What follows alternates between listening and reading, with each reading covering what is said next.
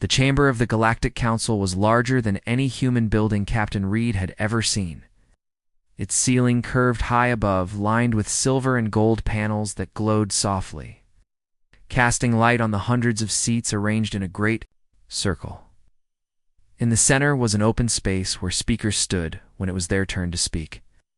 Reed walked into that space slowly, his black Earth Fleet uniform clean and pressed, his boots echoing with each step. His heart was steady, but his jaw was tight. He knew what was about to happen. Around him, alien faces of all shapes and colors stared. Some had smooth, glassy skin that shimmered like oil on water. Others had fur, feathers, or scales that shifted. As they breathed, they represented the oldest and most powerful civilizations in the galaxy. Some of them had been spacefaring for tens of thousands of years. Humanity, by comparison, had joined the stars less than 50 years ago. When the council met, Speaker, a tall being with 4 eyes and skin like polished stone, gestured for him to speak. Reed lifted his chin. His voice carried clearly in the vast chamber. "Honorable members of the council," he began, "I come on behalf of Earth to request assistance. A pirate fleet is moving through our sector. They have attacked our colonies on Europa and Titan, leaving thousands dead. Their fleet is larger than anything we can fight alone. We ask. No, we plead for your help." For a brief moment, the chamber was silent. Reed could almost hope. But then it began, first a low chuckle from one corner, then a sharp laugh from another. It spread quickly like a ripple across a pond, until the entire chamber was filled. With the sound of alien laughter, one counselor, a thin, insectoid creature with bright green eyes, leaned forward. "Earth's ships are barely more than cargo haulers with weapons bolted on," it said in a buzzing voice. "Perhaps you can throw rocks at the pirates." Another, a broad reptilian figure with golden armor, grinned, showing rows of needle-like teeth. "Maybe humans can hide under their little moon until the danger passes. That is what hatchlings do." Reed's hand stayed at his sides, but inside, anger burned like a slow fire. "We have fought before," he said, his voice controlled. "We have survived wars that should have ended us. If you will not help us, at least do not mock us." The reptilian shrugged. "You are young. The galaxy is cruel. We survive without anyone's help. Why should you be different?" The speaker's voice, deep and echoing, filled the chamber. "The Council will not commit forces to Earth's defense. You may request aid again after your planet proves its strength." The decision was final. Reed knew it the moment the speaker's 4 eyes turned away from him. The laughter started again, softer this time, as if the counselors had already lost interest in him. To them, he was nothing more than a small voice from a small world. Reed bowed stiffly, as the traditions required. He turned and began the long walk out of the chamber. Each step seemed to echo louder than the last. He kept his face blank, but his mind was racing. They would regret this, not out of spite, but because they had no idea what humanity was capable of. As he passed through the massive doors, the cool air of the council's grand hall brushed against his face. His escort, 2 silent alien guards, walked a step behind him until they reached his personal shuttle. Once inside, the doors hissed shut. The sound of laughter from the chamber was gone, replaced by the hum of the shuttle's engines warming up. Reed sat in the command chair and tapped a small, hidden panel on his wrist console. A secure channel opened.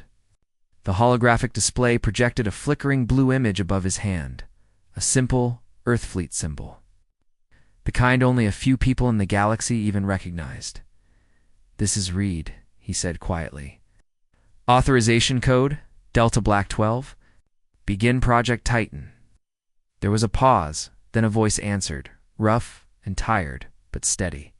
"Understood, sir. Activation in progress?" The hologram vanished, leaving Reed alone with his thoughts. He looked out of the shuttle's window at the stars. Somewhere out there, beyond trade routes and mapped systems, something was waiting. Something humanity had been building in silence, hidden even from its so-called allies. The shuttle detached from the docking ring and drifted away from the council station. Behind him, the giant structure glittered like a jewel in the dark, its hundreds of lights twinkling. Inside, they were probably still laughing. They thought Earth was harmless. They thought humanity had nothing but small ships and weaker weapons. Reed allowed himself the faintest smile. Let them believe that a little longer. When the time came, the truth would speak for itself, and it would be loud enough to silence the entire council. Far away, in a place no alien patrol had visited in decades, an asteroid field turned slowly in the blackness, buried deep inside. One of the largest rocks, machines stirred awake. Floodlights lit up long tunnels carved into the stone, revealing the steel ribs of something enormous taking shape. The first rumble of engines rolled through the cavern like distant thunder. The Titan was waking. The asteroid belt was cold and silent, a graveyard of ancient rock drifting endlessly between Mars and Jupiter. But in one section of that endless dark, there was movement. Hidden sensors detected the incoming ship long before it was visible, and massive, camouflaged panels began to slide open, revealing an entrance carved into the largest asteroid in the region. Captain Reed's shuttle slipped through the opening like a shadow. The heavy door ceiling shut behind him. As the shuttle descended, the blackness gave way to light. The interior of the asteroid was not hollow by nature. It had been carved out by human hands over decades.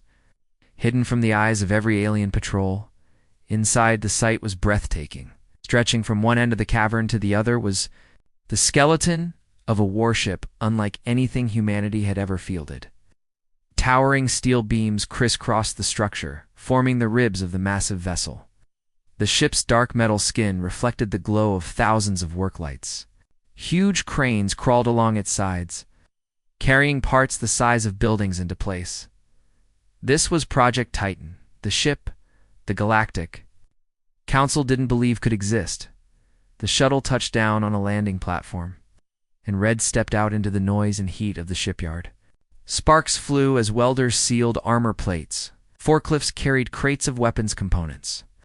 Massive cables snaked across the floor, feeding power into the unfinished vessel.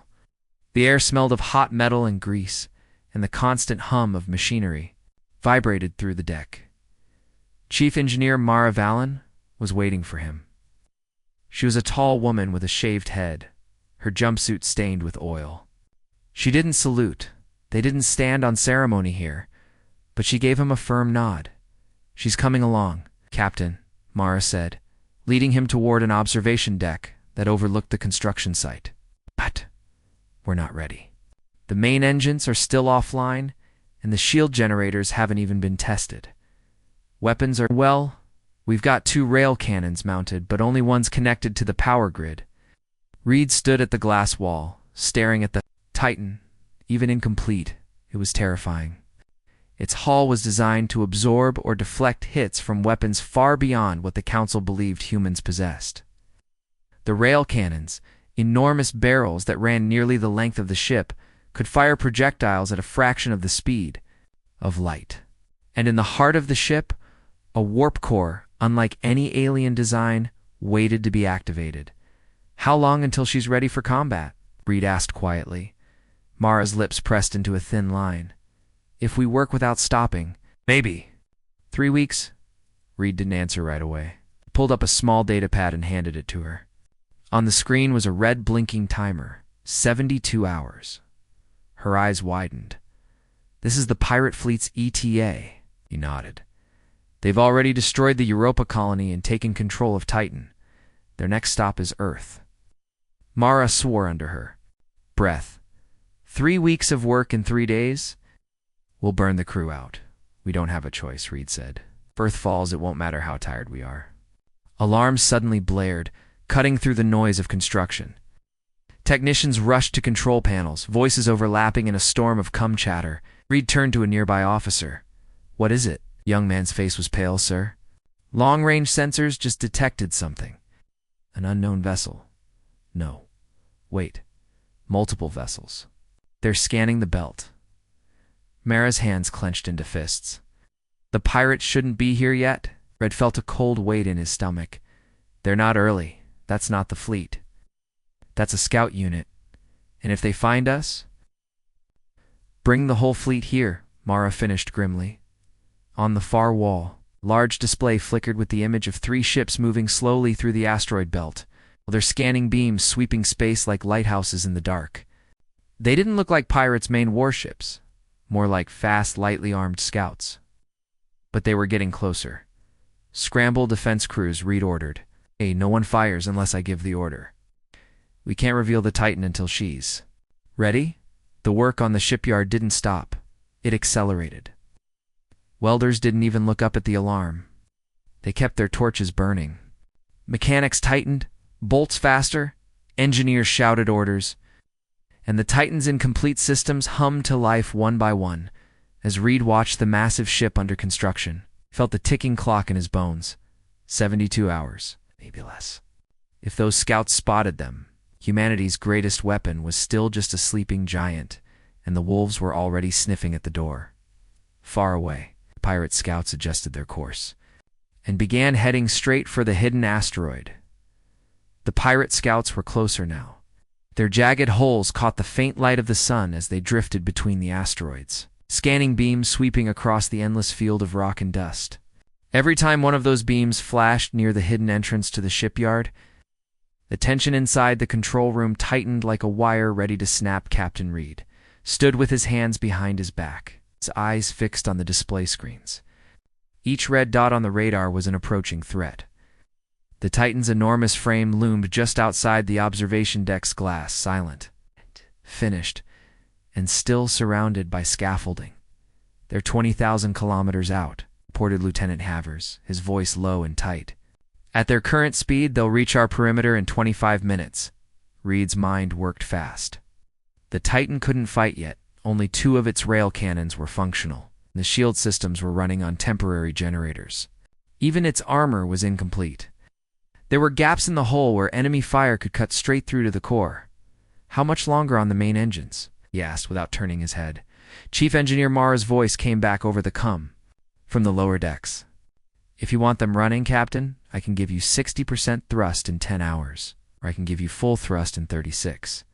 But if I push too hard, something's going to explode." "Push," Reed said simply. There was no time for caution. All across the shipyard, the work shifted into overdrive. Sparks showered from welding torches, cranes swung heavy armor plates into position, and massive coils of cabling were unrolled and slammed into power conduits. Workers shouted to each other over the constant roar of machinery, their movements urgent but practiced. They all knew if the pirates found them now, there would be no place to hide. On the scanners, the scouts split into 3 directions, sweeping the asteroid belt in a wide arc. Havers' voice came again. "One of them's on a trajectory that'll take them right over the shipyard entrance. 12 minutes. Reed leaned toward the com.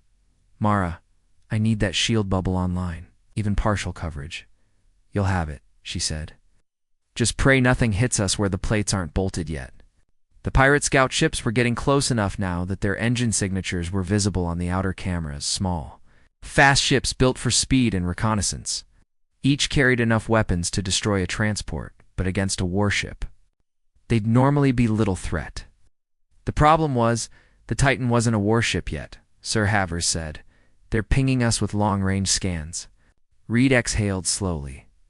"Don't respond. Don't move. Let them think we're just another asteroid." But the pirate ships weren't drifting past. One of them slowed, its nose turning directly toward their position. The scanning beam intensified, painting the entrance doors in pulses of bright energy. "They know something's here," Havers whispered. Mara's voice crackled through the com again. "Shields are online, Captain. But it's not pretty.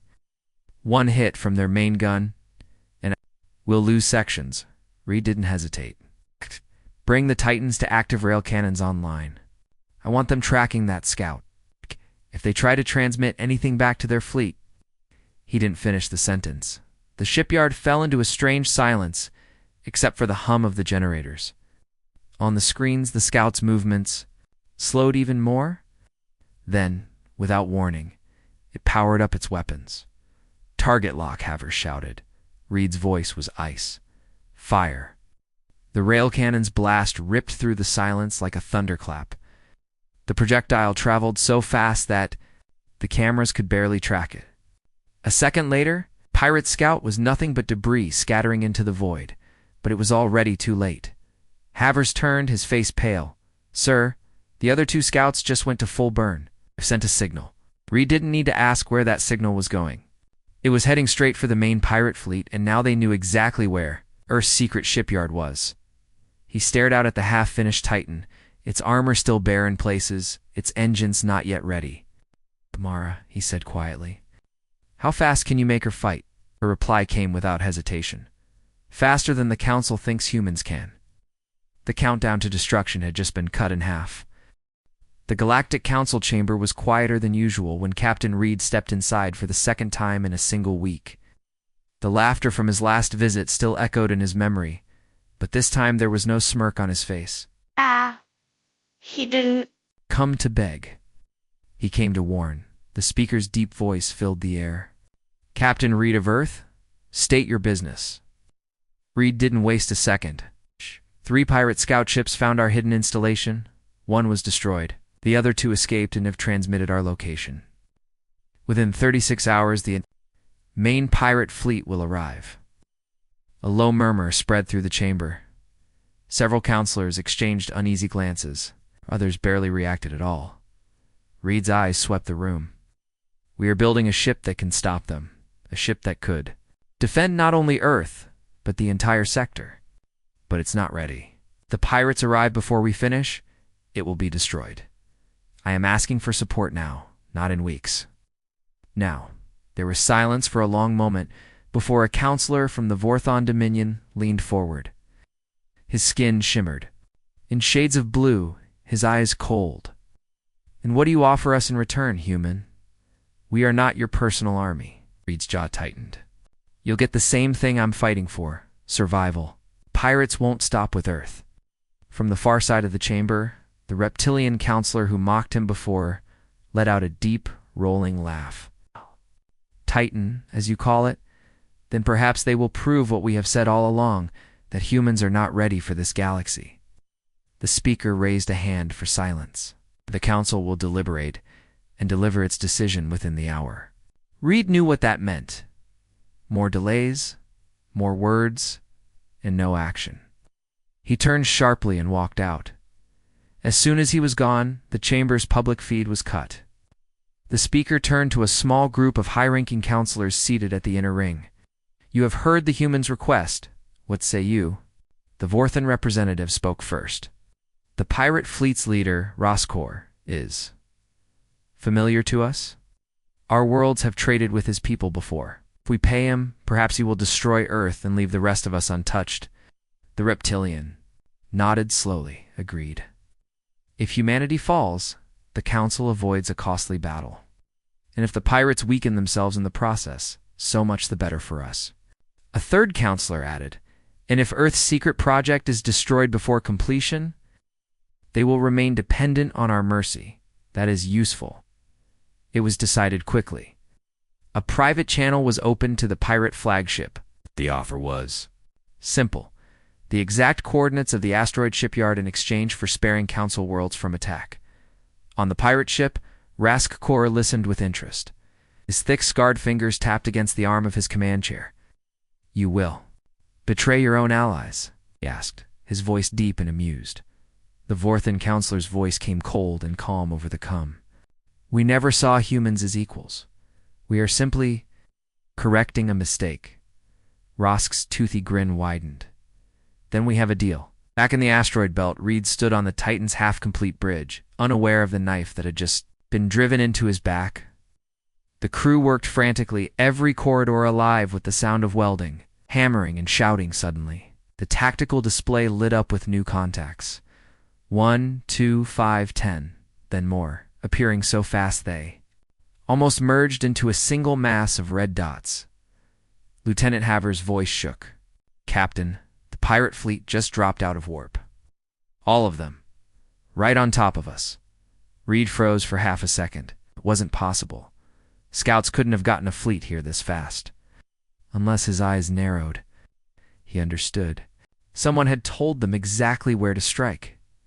"Red alert," Red ordered, his voice like steel. All hands to battle stations. Get every gun we have online, and tell Mara. We launch in 5.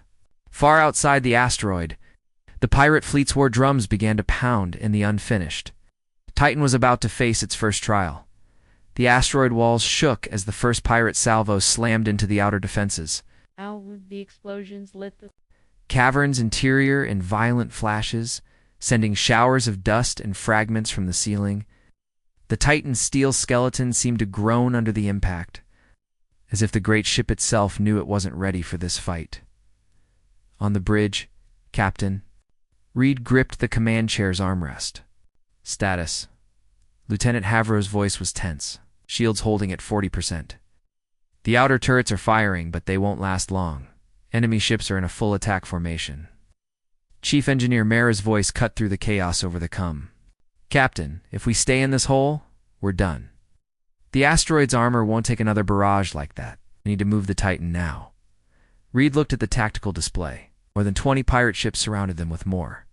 Warping in. Their hulls were jagged and bristling with weapons, built for intimidation as much as destruction. The flagship, a massive spined dreadnought, hung in the distance, its cannons glowing ominously. Bring the main reactor online, Reed ordered. Engage shields and rail cannons. Captain, the main reactor isn't fully calibrated, Mara warned. If I push it too hard, it could do it, Reed snapped. In the engine core, massive turbines roared to life, sending power surging through the Titan's veins. Lights flickered on across the unfinished warship, and its 2 active rail cannons rotated into position. Target their lead assault ship, Reed ordered. The first shot shook the entire vessel. The slug tore through space, impacting the pirate ship's midsection with devastating force. In an instant, the enemy ship split apart, fire spilling into the void. Direct hit, Haver shouted. The pirates didn't retreat. They swarmed, firing in coordinated volleys. Shields on the Titan flared bright, then dimmed under the relentless assault. Warning sirens blared as system after system flashed red dot in the crew decks. Damage control teams raced through smoke-filled corridors, sealing ruptured bulkheads and dragging injured workers to safety. The ship was still in complete hole. Sections were exposed to vacuum, forcing engineers to work in suits as the battle raged. Captain Havers yelled. 2 ships breaking through to the shipyard's core. They'll destroy the construction bays. Reed's eyes darted to the tactical map. If those bays were destroyed, the Titan would lose access to spare parts, ammunition, and power relays, their only hope of lasting more than minutes in this fight. Mara, Reed said into the com, cut all non-essential power and give it to the cannons. I want those 2 ships gone. Cutting life support to the lower decks, Mara replied without hesitation. The Titan's guns roared again. 1 pirate ship exploded instantly. The second veered away, heavily damaged but still alive. Before Reed could finish it, another alert filled the bridge. Havers turned, his voice grim. Captain, the flagship is charging its main weapon. If they fire that inside the belt, they'll kill us in 1 shot, Reed finished. Reed's mind raced. They couldn't win a drawn-out fight. The Titan's warp core was untested. But there was one move that might work, and it was insane. Mara, prep the warp drive, he said. We're jumping. Right now. Captain, the drive isn't ready. Neither are we. Do it. The bridge lights dimmed as all remaining power fed into the experimental core. Outside, the pirate flagship's main cannon reached full charge, its tip glowing like a small star. The Titan's hull groaned as the warp field engaged. For a fraction of a second, Reed locked eyes with the image of the flagship on his display. Then the Titan vanished in a flash of blue light, and the pirate's shot tore through empty space. When the stars reappeared, the Titan was no longer in the asteroid belt. It was somewhere else entirely. Reed's eyes widened when he saw where. The flash of blue light faded, and the Titan emerged from warp into open space, but not just any space. Below them, filling the viewport, was the sprawling city planet of Orion Prime, the proud capital of the Galactic Council. It's endless. Towers glimmered in the sun, and massive orbital rings circled high above. bustling with transport ships. On the bridge, Lieutenant Havers gaped. "Sir, we're over the Council Capital." Reed didn't answer at first. His hands gripped the armrests as the Titan's incomplete systems groaned from the strain of the jump. A few warning panels sparked on the walls, and somewhere deep in the ship, metal clanged like a giant bell. But the warp core was still humming. They were alive. "Put me through to the council chamber," Reed ordered. Havers hesitated. "Sir, are you sure about now?" Moments later, the main screen lit up with the familiar circular chamber. Council members filled their seats, some looking shocked, others clearly furious. The speaker leaned forward, his stone-like face unreadable. "Captain Reed," the speaker said slowly, "why have you brought an armed vessel into restricted space?" Reed stood tall, his uniform streaked with smoke from the earlier battle. "Because you wouldn't listen. And because I want you to see what happens next." A murmur ran through the chamber. One counselor leaned toward another, whispering, "That's the human ship." "It's enormous," Reed's voice cut through the noise. "You laughed at Earth. You mocked us when we asked for help. Now you'll watch as we handle the threat you ignored." With a gesture, he signaled Havers. The screen split half, showing the council chamber, half showing a live tactical feed from space.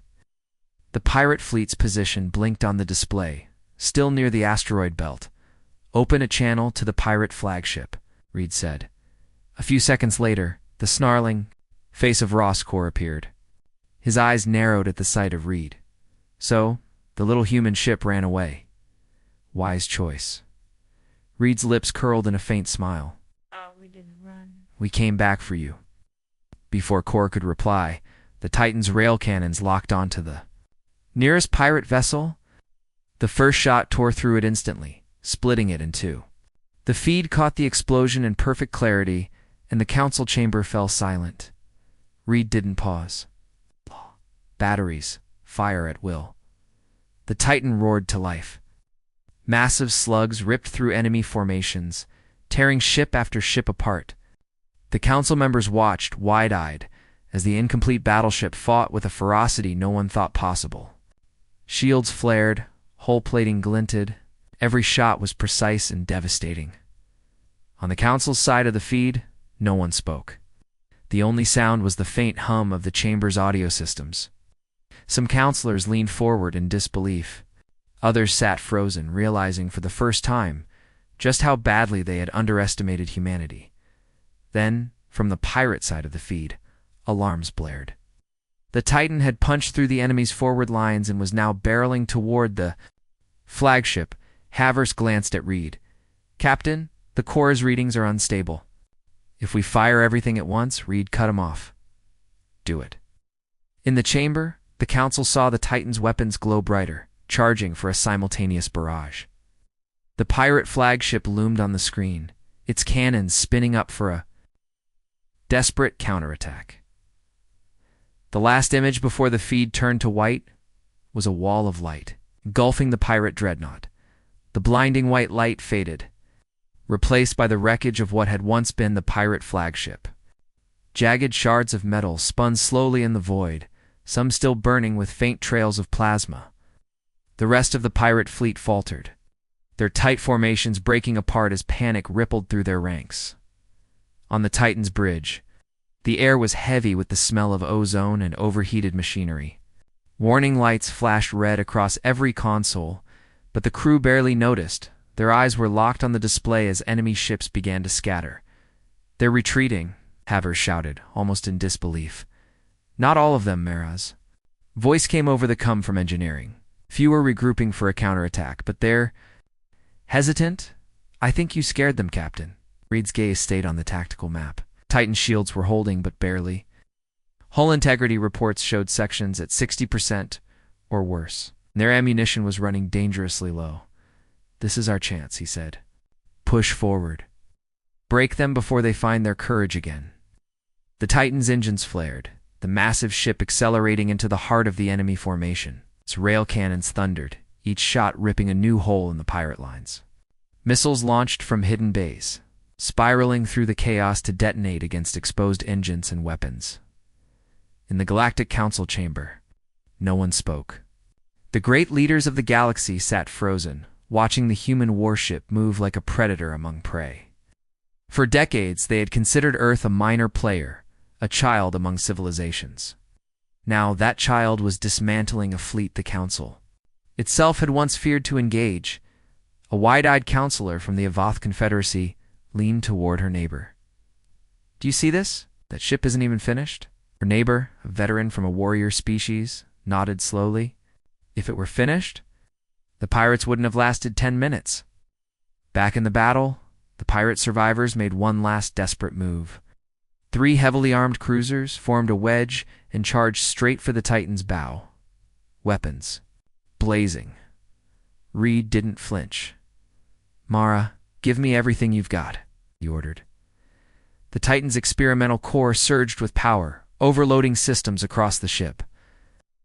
Lights flickered, panels sparked, but every weapon came online at full strength. "All forward guns. Fire," Reed commanded. The volley was devastating. 2 cruisers disintegrated instantly. The third spun out of control, its engines erupting in a chain of explosions before it vanished into a cloud of debris. Silence fell over the battlefield. What remained of the pirate fleet warped away, their leaders broken, their will to fight shattered. On the bridge, Havers exhaled shakily. "It's over, sir." Reed shook his head.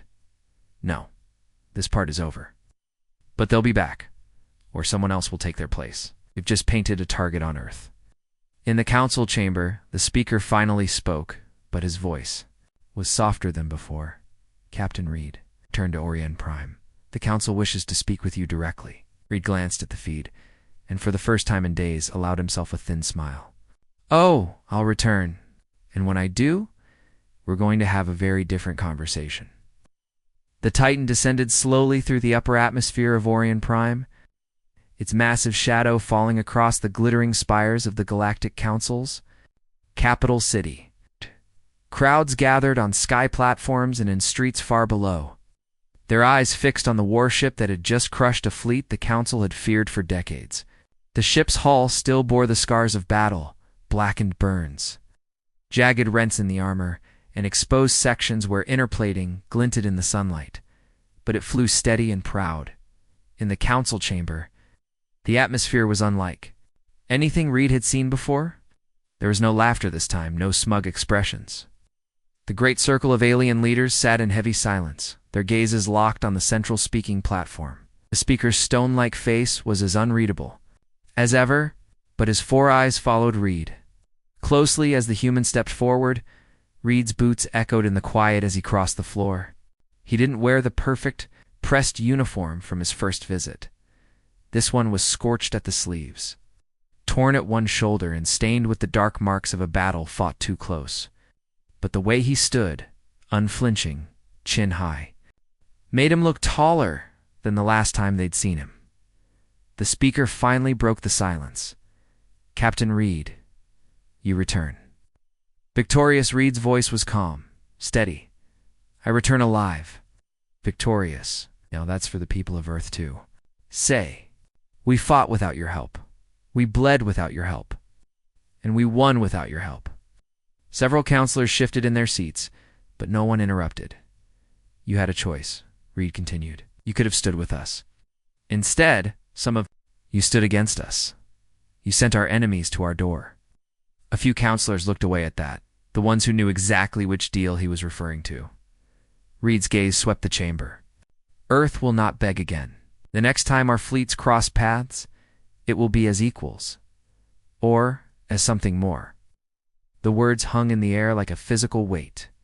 The speaker's voice was quieter now. "The council recognizes the strength of your people. We invite Earth to take its place as a permanent power among us." Reed didn't nod. He didn't smile. "Earth will decide if it wants your table, but know this, we are done being underestimated." With that, he turned and walked back toward the exit. Not a single voice rose to challenge him. The chamber stayed silent, the air thick with the knowledge that the galaxy had just shifted. Far away, in the hidden asteroid belt, lights flickered on inside another secret hangar. Engineers moved between towering steel shapes, their outlines even larger than the Titan. Humanity had won its first great battle among the stars. But the next one was already being built, and this time, they wouldn't be underestimated.